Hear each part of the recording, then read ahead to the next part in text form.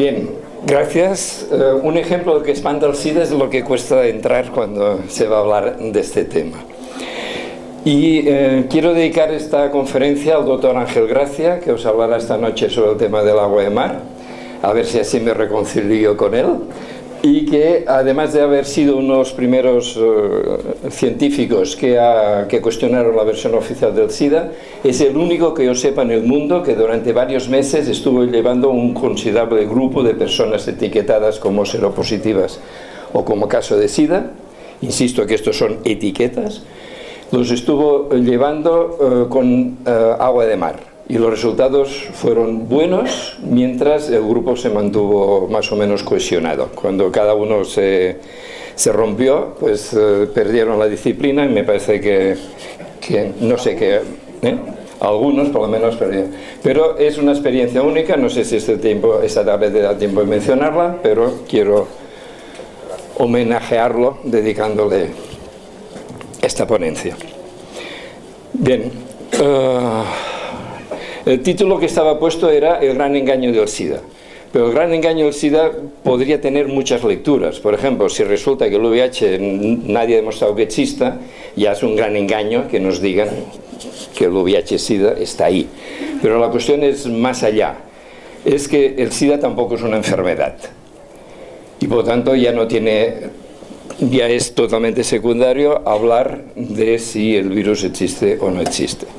Entonces, quiero hacer una declaración de principios y no como Groucho Marx, que dice estos son mis principios, si no le gustan tengo otros. Pues una declaración de principios de que cada cual sabe lo que sabe y no sabe lo que no sabe. Esto es una perogrullada, pero creo que es importante. Y lo que quiero hacer es aportar lo que sé en este tema, buscando sinergias con los otros temas importantísimos que se están tratando también en este congreso, y al mismo tiempo que esto ayude a superar mis propios límites. Además, esta actividad, lo que ahora les voy a decir, es fruto de una actividad de una asociación, como ya ha apuntado Miquel. Hay un tríptico de presentación donde se explica la asociación que somos, y yo no habría llegado a estas conclusiones por mí solo, sino dentro de este funcionamiento asociativo. Y las conclusiones fundamentalmente son estas dos. El VIH-Sida es una ficción, es decir, toda la versión oficial del SIDA, que desde el año 87, y sería interesante preguntarse por qué, le llaman al SIDA en lugar de llamarle simplemente SIDA, como se llamó desde el 82 al 87, pasan a llamar los oficialistas, casi siempre usan la expresión VIH-Sida. El SIDA, todo él es una ficción, todos y cada uno de los puntos, la versión oficial del SIDA con la que nos han ido bombardeando desde el 81, carece de base científica, de base biológica, de base bio-lógica, es decir, de lógica de la vida y de base real. En cambio, el SIDA sí es una realidad, pero es una realidad totalmente distinta a lo que nos cuentan. El SIDA no es una enfermedad a tratar, tampoco alternativamente, sino un montaje yankee, made in USA, a desmantelar. De hecho, pues, estamos ya en 30 años de un montaje criminal, que es el SIDA, y en 27 años de un fraude científico, que es lo que oficialmente llaman VIH-Sida. Invito, por lo tanto, a distinguir totalmente entre VIH-Sida, que es la versión oficial del SIDA, que es una ficción en todas sus afirmaciones, que no hay ninguna prueba de ella, y el SIDA, que es una realidad totalmente distinta, es una máquina destructiva, lanzada y construida por los CDC, los Centers for Disease Control, y estas siglas, quien no las conozca, que no las olvide, porque es el organismo norteamericano que tiene más peso en la sanidad mundial, lo cual quiere decir que es el máximo peligro para la salud mundial. Pues sanidad y salud son dos cosas contrapuestas. Cuanto más dinero se gasta en sanidad, peor es el nivel de salud de la población. Entonces la cuestión es qué gafas se lleva puestas. Hasta hoy, bueno, me temo que la mayoría de personas aquí han ido aún con las gafas VIH-Sida.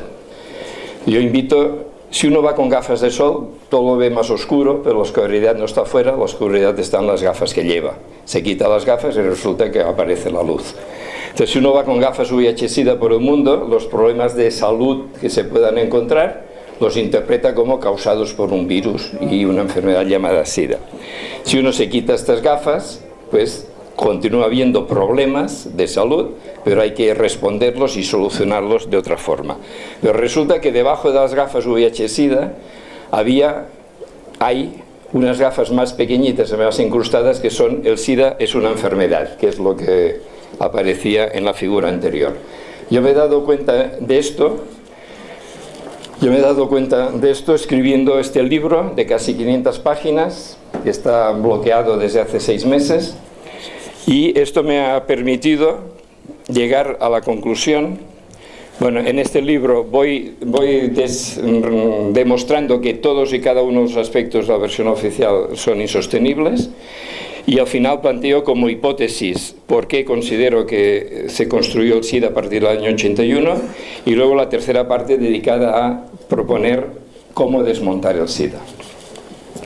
Por lo tanto, hay unos oficialistas, que son los que viven de la versión oficial.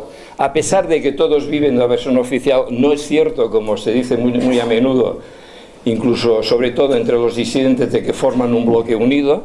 Y para poner un ejemplo, pues hay varias posiciones. El doctor Galo, aquí Galo y Montañer son los dos nombres más conocidos relacionados con el VIH-Sida. El doctor Galo sostiene que el VIH es la única causa del SIDA. En cambio, el doctor Montañer, al cual le dieron el premio Nobel del año 2008 por haber supuestamente aislado el VIH, el doctor Montañer, en unas declaraciones que sacó El País 4 días después de que le dieron el premio Nobel, pues a la pregunta ¿qué personas tienen más riesgo de desarrollar el SIDA?, contesta: el virus actúa en aquellos organismos que presentan ya una situación degradada por el consumo de drogas o por una vida complicada, con abuso de alcohol o escasa atención a la alimentación. Algunas personas sanas pueden ser infectadas por el virus durante un breve periodo, pero pueden desembarazarse de él enseguida. La moraleja de todo esto es que hay que llevar una vida responsable y evitar otras infecciones. O sea, el premio Nobel del 2008 por haber aislado el VIH dice que una persona sana puede infectarse excepcionalmente y lo elimina en pocas semanas. Pero es que en este reportaje, que luego volveré a mencionar, The House of Numbers, el castillo de números, castillo de naipes, le pregunta, el doctor Montañer dice: podemos estar expuestos muchas veces, o sea que antes decía evitar otras infecciones, reinfecciones, aquí ya va más lejos. Podemos estar expuestos muchas veces al VIH sin ser crónicamente infectados. Nuestro sistema inmunológico se liberará del virus en unas pocas semanas si se tiene un buen sistema inmunológico.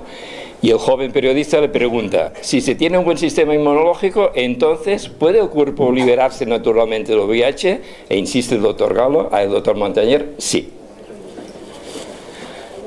Hay los oficialistas que, insisto, están divididos también sobre el tema del test. En unos países se dice que el Westerblot es confirmatorio, en otros se dice que no hace falta aplicarlo, etc. Estos son detalles técnicos que prefiero no entrar si no hace falta. Y hay también los disidentes, y también entre los disidentes hay varias corrientes. Las dos más conocidas son Rethinking AIDS, repensando el SIDA, en torno al doctor Duisberg, miembro de la Academia Americana de Ciencias, que había sido propuesto como candidato a premio Nobel y que cuando hizo pública su disidencia dejaron de proponerle como candidato a premio Nobel, le recortaron presupuestos, lo marginaron en la universidad, etcétera, etcétera. Y el grupo de Perth, que está constituido en torno a la biofísica Eleni Papadopoulos, el nombre lo toma de la ciudad australiana de Perth, y para mí es el grupo científicamente más correcto y lo más avanzado que han llegado a plantear es que el VIH no ha sido aislado. Pero lo que yo quiero subrayar es que si hubo que inventar el VIH y si para ello se hicieron todas las trampas necesarias, es porque previamente se había inventado el SIDA. Esta es una cuestión que los disidentes se les ha escapado o han aceptado demasiado tranquilamente, que el año 81 había aparecido lo que nos dijeron, una supuesta enfermedad que inicialmente le llamaron inmunodeficiencia relacionada con gays, que se dijo desde el primer momento que era contagiosa, de transmisión entre homosexuales e inevitablemente mortal. Y esto se dijo desde el principio. Y esto nos tendría que hacer sospechar que algo había ahí que no estaba claro. Porque si realmente aparece una nueva enfermedad espontáneamente, habría que hacer un seguimiento de todos los que lleguen al hospital durante 6, 12, 18, 24 meses, y si al final todos mueren, se llega a la conclusión, pero no se parte desde el inicio, de decir que esto es inevitablemente mortal. Pero además, incluso si todos los que muriesen, todos los que llegasen al hospital muriesen, esto no permitiría hacer lo que hicieron los criminales oficialistas del SIDA, que es extender la sentencia de muerte a cualquier persona que daba positivo a los test, incluso si estaba absolutamente asintomática. Y le daban meses, 1 año, 2 años, 3 años, y en la medida que no se morían iban alargando lo que daban de margen de vida, Y a pesar de eso, afortunadamente, muchísimas personas no obedecieron la sentencia de muerte y llevan 15, 20, 25 años condenados a muerte hace 23, 22, 21 años. Entonces, insisto, fue el haber inventado, el haber mentido que había aparecido una nueva enfermedad lo que exigió todos los engaños posteriores para tapar el primer engaño, para justificar el primer engaño y para ir dándole una apariencia científica y tecnológica que facilitase ser aceptado por la comunidad científica, por la comunidad médica, por las universidades, por los hospitales, por los gobiernos, por la población en general, etc. El SIDA arranca exactamente el 5 de junio de 1981 en un artículo de una página y una sexta parte aparecido en una revista que se llama Morbidity Mortality Weekly Record, y que es justamente el boletín de los CDC, de los Centers for Disease Control. Y esta fue la primera mentira. En el 82 ya dicen, no es una enfermedad, es una epidemia. Ya lanzan que es una epidemia. Yo ahora me he olvidado hoy, pero cuando doy un curso en una conferencia suelo empezar diciendo, planteo una pregunta que retomaremos al final. Si en el año 81 hubiese existido Internet, ¿os estaría ahora invitando a desmontar el SIDA? Si nos acordamos, la retomamos al final. Además dicen, no es gérmica, es vírica concretamente, porque gérmica podría ser bacterias, hongos, no, es vírica.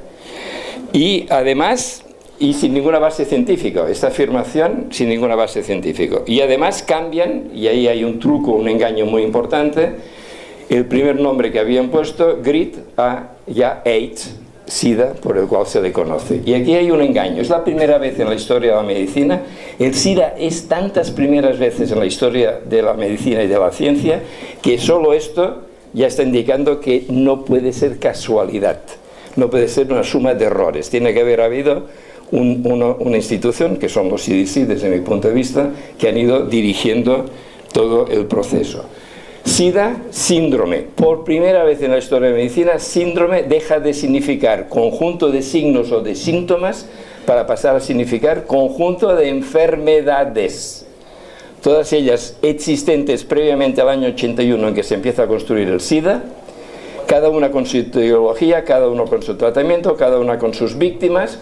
Una persona que muera víctima de alguna de estas enfermedades, que encima fueron aumentando el número de 2 a 10, de 2 a 12, a 18, a 26, a 29, y digo 29 por usar un número, porque en unos países es 26, en otros es 31. Claro que 5 enfermedades están o no metidas en el saco del SIDA, quiere decir que por definición cientos de miles o millones de personas son consideradas o no casos de SIDA. Es un ejemplo de la manipulación que está detrás de toda construcción del SIDA.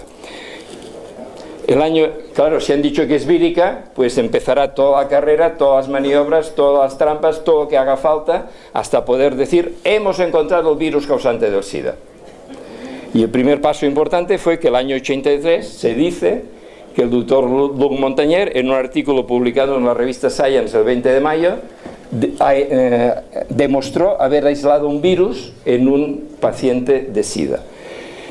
Pero él, hay que mencionar, él acaba el artículo diciendo: falta ver cuál es el papel de este virus en la etiología del SIDA. Él nunca dijo: he encontrado el virus causante del SIDA. Es al año... es más, en este artículo, en esta revista Continuum del año 95, creo que es, Montagnier repite, no purificamos. O sea, por 2 veces a las preguntas de este periodista, Jamel Tahi, responde: no purificamos las muestras con que estábamos trabajando. Entonces, si no purificaron, no pudieron aislar.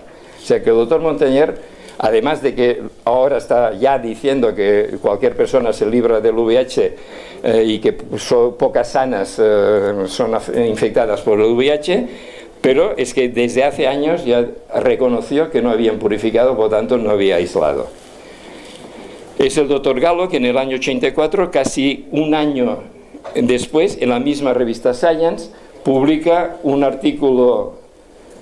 O sea, por lo tanto, desde el 84 hasta hoy se están cumpliendo, que es cuando se pone en pie el VIH-Sida, es decir, el SIDA explicado por supuesto VIH, pues 27 años de fraude científico. Que el VIH carece de base científica, llega a cualquier persona, invito a hacerlo, que con rigor empiece a estudiar el material que encuentra en Internet.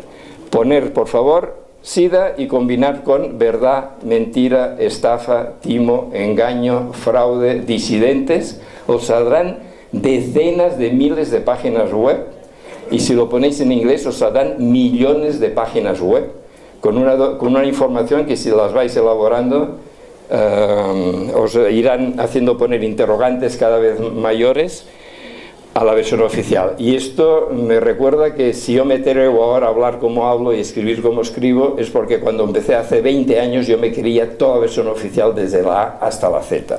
Y paso a paso,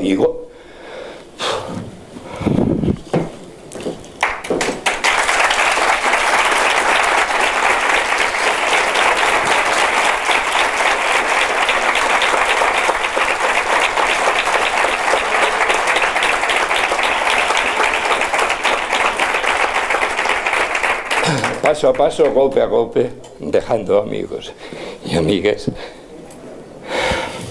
Interrogante, interrogante, interrogante. Entonces, todo el VIH es pura ficción, el VIH-Sida es pura ficción. Pero además, desde el 30 de junio de 2008 se sabe que esta ficción se basa en un fraude científico. Salió en junio del 2008 este libro, Miedo a lo invisible, de esta periodista veterana inglesa. Se había jugado la vida denunciando el tráfico de piedras preciosas en Sudáfrica, etcétera, etcétera, donde por primera vez se hacen públicos tres documentos que demuestran, que son estos 3 de aquí, que demuestran que el doctor Gallo hizo fraude científico. Yo creo que lo demuestran de forma irrefutable, pero me encantaría que el doctor Gallo y sus seguidores quisieran refutarlo. Los artículos publicados en Science el 4 de mayo fueron enviados 35 días antes. Salieron del despacho del doctor Gallo 35 años. Cualquier persona que está habituada a ediciones en revistas científicas sabe que lo general es que desde que se envía un artículo hasta que sale publicado pasan meses y meses, incluso años de tiempo antes de publicar. Aquí en 35 días es publicado. Estos 3 documentos sale, insisto, el 30 de mayo, unos del 22 aproximadamente, el otro del 26, ahí está la fecha, y el otro del 29, del día anterior justamente. El primer documento lleva el nombre del doctor Popovich, que era el responsable de los experimentos en los laboratorios del doctor Gallo. Él hizo el borrador, el draft del artículo central que había que enviar a Science. El doctor Gallo llega de un viaje triunfal por Europa anunciando incluso el Instituto Pasteur que está a punto de encontrar el virus causante del SIDA, y lo que se encuentra, el borrador del doctor Popovich, que conociendo al doctor Gallo se ha ido a esquiar, lo que se encuentra es este borrador escrito a máquina que el doctor Gallo empieza a corregir, veis, abundantemente. Incluso añade 5 páginas enteras a mano. Aquí es la traducción al castellano y adaptando. Un amigo pasó muchas horas haciendo la traducción y luego simulando lo escrito a mano. Y lo fundamental está en esta página 4, este es el cambio decisivo, porque ahí lo que había escrito el doctor Popovich es que, a pesar del intenso esfuerzo en investigación realizado, aún no se ha identificado el agente causal del SIDA. Es clara, ¿no?, lo que dice el doctor Popovich, que ha hecho los experimentos. ¿Qué hace el doctor Gallo? Si está anunciando que está a punto de encontrar el virus del SIDA, lo tacha, sencillamente lo tacha. Y esto aparecerá y sobre todo será leído como que el doctor Gallo demostró de forma irrefutable que había encontrado el virus y había demostrado que era causante del SIDA. El segundo documento, el documento Gonda, era el jefe del laboratorio de microscopía electrónica, y en una carta tan cortita, dirigido justamente al doctor Popovich, escribe: insisto, dice el doctor Gallo me ha hecho enviar unos cultivos celulares para que haga foto con micrografía técnicamente, con microscopio electrónico, para poder adjuntar unos artículos que tiene que enviar. Ahora sabemos que era la revista Science.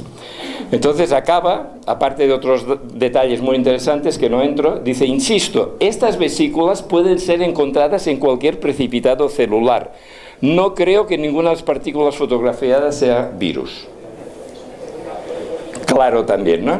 Siguiente documento, el día antes de que salgan los artículos del despacho del doctor Gallo a Science, el propio doctor Gallo firma una carta al doctor Minowada que acaba diciendo: ahora sabemos que hay muchas variantes de los virus que él estaba investigando.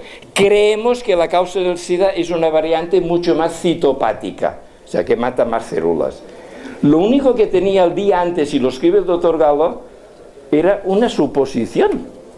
Antes de que envíe los artículos a Science, que son presentados como los de referencia para que se pueda afirmar que el VIH es la causa del SIDA.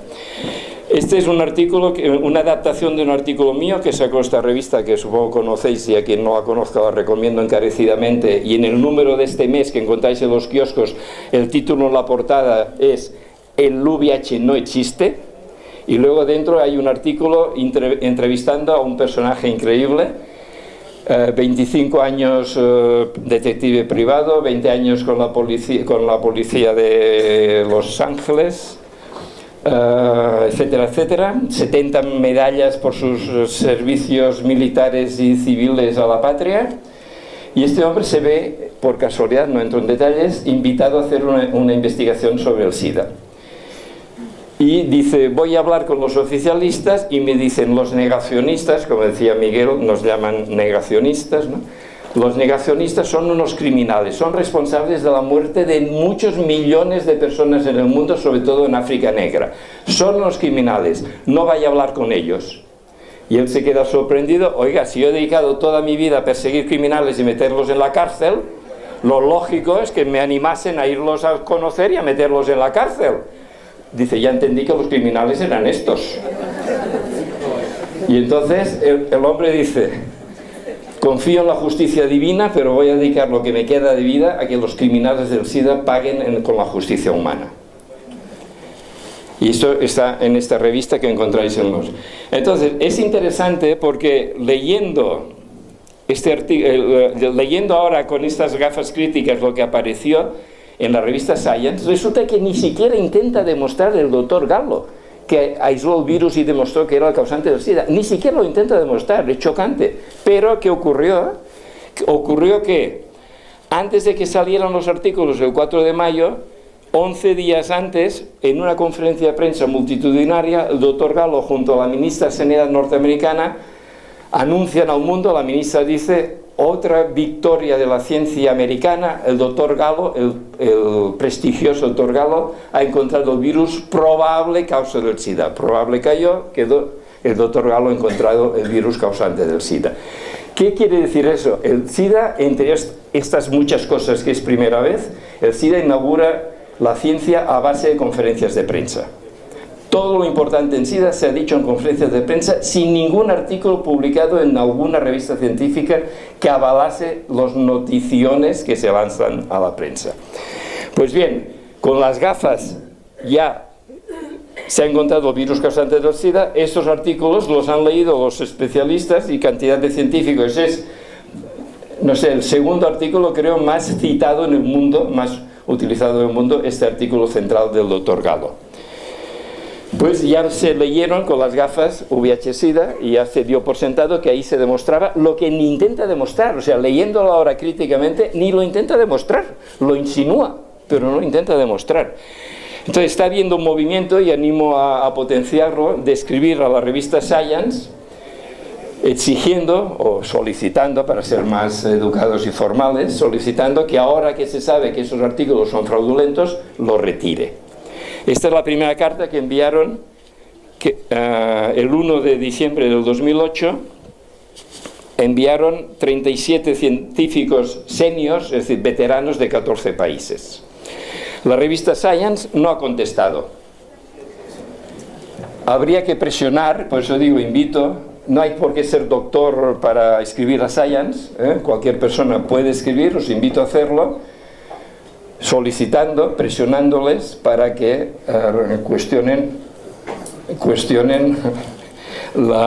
retiren lo que ahí está planteado. Paso. Esto es El País, un suplemento, El ladrón del SIDA, doctor Galo. Entonces, ya tenemos supuestamente el VIH, lo que buscaban. Necesitaban un virus, supuestamente ya se ha encontrado. Al año siguiente se aprueban por primera vez unos test, no para diagnosticar infección por VIH, sino para hacer cribado en las muestras de sangre, para destruir las muestras de sangre que diesen positivo, por si había ahí un peligro. El año 87 hay un reajuste en el VIH-Sida, donde se introduce la H mayúscula de heterosexuales, con todo tipo de falsificaciones. El 19 de marzo, la FDA, Food and Drug Administration, la entidad responsable de aprobar fármacos, aprueba el AZT, el veneno AZT, el primer, tristemente, fármaco utilizado supuestamente contra el VIH. El 14 de agosto, los CDC afirman por primera vez que dar positivo a los test significa infección activa por VIH. Desde el 85 al 87, todos los informes del CDC acababan diciendo: falta ver cuál es el significado de dar positivo a los test. Y decenas de miles de personas que habían dado positivo al primer test, el ELISA, sobre todo donantes de sangre, por tanto personas sanas, de familias en general, de clase media, etcétera, eran bombas de relojería, esperando qué narices significa dar positivo al test. Entonces dicen, significa infección por VIH sin ninguna nueva referencia bibliográfica que demuestre que esto es cierto, y además se aprueban al mismo tiempo el segundo tipo de test de anticuerpos, el Bensterol, que se usa para confirmar, y que esto permitió indultar al 99,9% de estos donantes de sangre que estaban en cuarentena, estaban temblando, esperando qué significaba. ¿A costa de qué? De sacrificar algunos centenares de homosexuales promiscuos, de hemofílicos, de drogadictos. Es igual, el invento exige estas víctimas, pero hemos logrado desactivar el peligro social que significa. Y además, ahí aparece el año 87 este lavado de cerebro de utilizar la expresión VIH-Sida, con lo cual se recalca en cada instante que hay una enfermedad llamada SIDA, que hay un virus llamado VIH y que el VIH es la causa del SIDA. Es una suboperación de marketing muy importante dentro del SIDA. Entonces, justamente la primera práctica de riesgo en SIDA es hacerse los test, porque están documentadas 68 razones distintas que puede hacer dar positivo. Los médicos, los especialistas no hacen una anamnesis para ver si esta persona se ha vacunado de la gripe, del tétanos, de la hepatitis B, si ha dado a luz o no ha dado a luz, etcétera, etcétera, ¿vale? Y lo que le dicen es, lo siento mucho, eso cuando le dicen bien, has dado positivo al test del SIDA, estás infectado. Pero resulta que los propios fabricantes no se responsabilizan. En sus prospectos dicen de forma sofisticada: nuestros test nos sirven para diagnosticar infección por VIH. Con lo cual se lavan las manos. Hay que ver quiénes son los responsables, y esto de cara a desmontar el SIDA es importante, de que se estén aplicando estos test. Y este en particular pone: actualmente no existe un procedimiento estándar reconocido para establecer presencia o ausencia de anticuerpos. En el 93 hay más aprobación por la FDA de nuevos venenos similares al AZT. Con esto instauran lo que llamaron terapia combinada. Y el 95 viene la revolución dentro del VIH-Sida, y ahí ya acaban de construir el SIDA tal como hoy lo conocemos. Fijaos, les costó 14 años construir el SIDA. Desmontar el SIDA puede ser muchísimo más rápido, 14 meses, incluso 14 semanas, si supiésemos actuar bien y decididamente.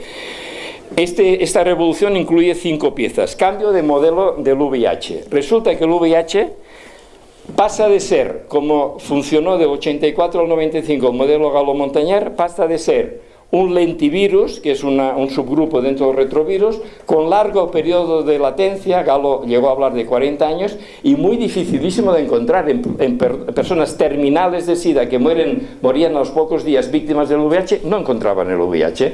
Y de repente, el año 95, se instaura el modelo del Dr. Ho, que sigue vigente. Según este modelo, se multiplica miles de millones de veces desde el primer día el VIH, encuentran en todas partes, y yo me he inventado, porque no es una categoría científica, se convierte en un virus a gran velocidad. De un lentivirus pasa a ser un virus a gran velocidad. Alguien que me diga cómo una entidad biológica real puede ser tan contradictoria. Ahora, un virus fantasma tendrá las propiedades que aquellos apoyados por la industria farmacéutica, por las instituciones internacionales, etcétera, le quieran atribuir. La siguiente pieza de la revolución es que se aprueba una segunda familia, que son los inhibidores de proteasa, y con esto se instauran los famosos cócteles, ¿vale?, que siguen presentando como una maravilla, y se aprueban bajo la consigna golpear rápido, golpear fuerte. Desde el momento que usted teme haberse infectado, grandes dosis, rápido y fuerte, grandes dosis de supuestos anti-VIH. Además, se inventan un marcador indirecto al que llaman carga viral, que es un artefacto tecnológico sofisticado que sirve para presentar como beneficiosos, porque disminuye la carga viral, unos fármacos que están matando, están envenenando a las personas. Finalmente, el SIDA pasa de ser, en la misma operación, pasa de ser inevitablemente mortal, como habían afirmado durante 14 años sin prueba alguna, a ser una enfermedad crónica que tampoco hay prueba alguna de ello. Pero tiene una ventaja: por lo menos ha suavizado el miedo. Y el miedo es el primer factor de muerte de las personas que mueren con la etiqueta de muerto de SIDA. Pasad ahora rápido. Entonces el AZT, calavera y tibias cruzadas, fue el fármaco de referencia. Eso quiere decir que se contrastaban con él los demás fármacos que querían probar. Con eso yo pensaba que era más tóxico, pero hace un año retiraron la estabudina porque aún era más tóxica que el AZT. Se recomendaba el AZT como sustituto. Los National Institute of Health, NIH, estas siglas que he puesto ahí, en su página web, a cada fármaco del supuestamente anti-VIH ponen la misma frase estándar: no cura el VIH ni el SIDA, ni reduce el riesgo de transmisión del VIH. Entonces, ¿para qué tomarlos? Y luego los rigurosos. Desde nuestro punto de vista, o sea, oficialistas, disidentes y rigurosos. No basta repensar, replantear, superar, reevaluar el SIDA, que es lo que hacen los disidentes, sino que se trata de desmontar el SIDA y organizar una corriente internacional. ¿Hacia dónde? Hacia que disidentes y rigurosos podamos actuar juntos para acabar con el SIDA. Pero ¿quién quiere acabar con el SIDA? Esta es una pregunta que en esta página amarilla encontraréis abordada. Entonces, el SIDA fue el primer dogma mundial de terror. Si alguien sabe otro, que me lo diga. Acabar con el SIDA permitirá acabar con la hepatitis C y las hepatitis que están construyendo, porque es un subproducto. Frenar el montaje de nuevas epidemias, como la del año pasado quisieron montarnos. Liberar energía, creatividad, vida, etcétera. Quitar, lo pongo en interrogante porque habría que acabar de confirmar, pero quitar una pieza importante del nuevo orden mundial. llegó a las comunidades más remotas, llega el terror al SIDA y los que van a combatir el SIDA cobrando del establishment del SIDA. Montar el SIDA, vale, esto se puede hacer mucho más rápido, es un castillo de naipes. Hay un reportaje ahí que si queréis expliquen el SIDA. Acabar con el SIDA podría ser una cosa, insisto, bastante rápida. Entonces, formas de empezar a actuar: declararse territorio libre de SIDA. Una vez entendido que es el engranaje, si yo no me dejo atrapar por el engranaje, estoy libre del SIDA, me declaro territorio libre de SIDA.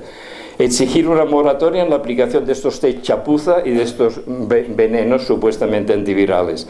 Pedir indemnizaciones. Exigir que Sayan retire los artículos, llevar a juicio al doctor Galo por perjurio, retirar el premio Nobel al doctor Montañer, sobreseír las personas que están acusadas de haber infectado el VIH, pedir responsabilidades políticas, empresariales, académicas a los medios de comunicación, etcétera, etcétera. Colaboración entre críticos, y esto es fundamental para poder acabar con el SIDA, por encima de los desacuerdos, precisándolos lo mejor posible y acordando cómo clarificarlos. Y ello a partir de dos premisas de esta colaboración: respeto mutuo y defensa conjunta ante los ataques del establishment del SIDA, de los medios de comunicación importantes, etc.